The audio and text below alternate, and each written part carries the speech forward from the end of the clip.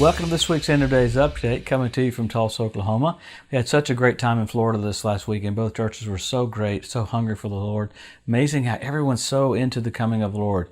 The signs are so blatant, it just shows us how close we are. Isn't it amazing we're about to see Jesus face to face? Well, we're coming to you every week to look at the different things that point to the coming of the Lord. Specifically, we talk about all the signs of the second coming, but we look at kind of the structuring and gathering of nations for the Ezekiel 38 war, because that happens right after the rapture of the church. And man, things are falling into place every single week that point to that. So, remember Jesus, he said, hey, you can tell what the weather's going to be, but you don't know your hour of your visitation. So he wanted them to know. And we look at end times not as an escape theology, as an acceleration theology. You see the finish line, you run faster, not slower. I had one guy say, Joe, if you teach on the coming of the Lord, you just get everybody's hopes up. I said, duh, that's right. It's the hope that purifies us even as we're pure. So we look at all these things because we have more verses written about what it would look like right before the coming of the Lord than pretty much anything in the Bible. So why did God go to so much trouble? So we would have a heads up and we would act accordingly to harvest as fast as we can and get as much done in a short period of time. So let's look at what's happened around Israel this last week. Man, probably the biggest thing is Gaza. Hamas is firing, not just sending incendiary balloons into Israel, but putting explosives on those incendiary balloons. So, of course, Israel's having to go into bomb shelter, so COVID can spread that way like Hamas has been doing. But Hamas didn't stop there. They started firing rockets the last few days. I think there were 15 rockets in the last couple of days.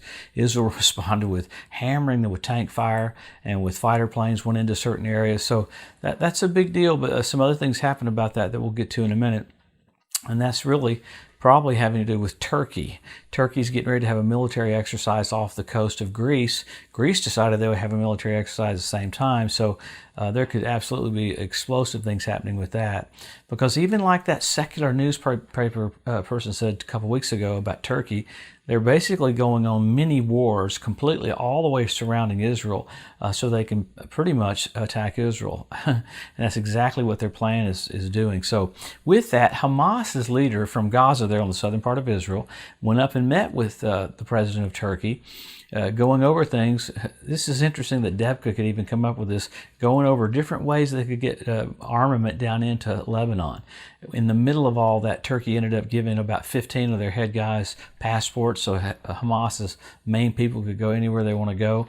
And Erdogan came out, this is the president of Turkey, came out saying again, it's time. Now this amazes me. This is about the 12th or 13th time he said this. It's time for us in Turkey to go up and ascend to the Temple Mount and take Jerusalem from the Jews. So really, when I started doing the End of Days Update, the Lord told me to look at Turkey, and boy, Turkey's literally pushing the fulfillment of the Ezekiel 38 war in every area. Many more things happening with Turkey that it's hard to get into all the things that are happening, but man, Turkey's blatantly doing the things that are set up for the Ezekiel 38 war. In the midst of that, you had Secretary of State Pompeo in Israel doing a video from there for the Republican National Convention.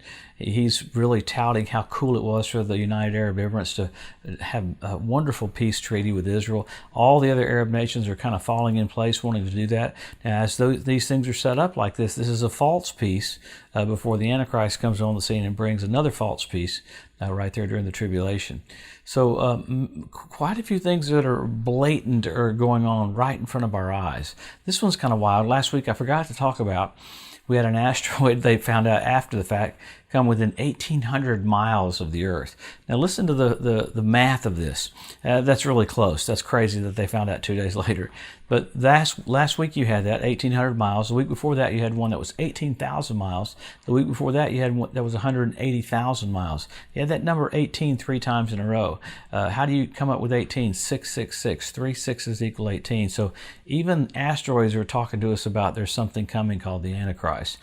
Remember when Solomon, the Queen of Sheba, met with Solomon, she brought to him 666 talents of gold. After the house of the Lord was complete, that's what he brought her. So we even heard things from the Pope this last week that setting up literally a platform for the Antichrist to come on the scene with one world authority, one world religious system, and one world monetary system. That's about the 5th or 6th time the Pope has come up with things like that, because Jesus is coming so soon.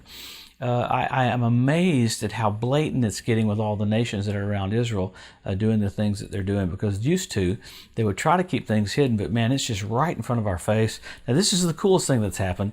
The Sanhedrin met with Benjamin Netanyahu, the prime minister, literally asking for and requesting to blow the shofar on Rosh Hashanah. It'll be the first time the shofar is blown on the Jewish New Year since the fall of the last temple. So, man, that will be interesting. That would be in September 18th of this year. That would be blown right there on the Temple Mount. There's a lot of things going on behind the scenes with Jordan and the Temple Mount. Looks like the status quo is getting ready to try to change, that Israel may be able to use the Temple Mount a little bit more. So those are the things that really bring in World War III. So, man, we're so blessed to watch all of them come to pass, because Jesus is about to come. So we always go to the Word. What's the Bible say? How can we be so blatant about this? How can we be so precise? Jesus said these things so that we could know that the kingdom of God is at hand. So England wanted me to get bold about that. So Jesus said the generation that sees Israel made a nation and Jerusalem won back won't pass away till all is fulfilled. So those two signs have happened in our lifetime, 1967 and 1948. He said so that you could know, not wonder, not sense, perceive, you could know that the kingdom of God is nigh at hand.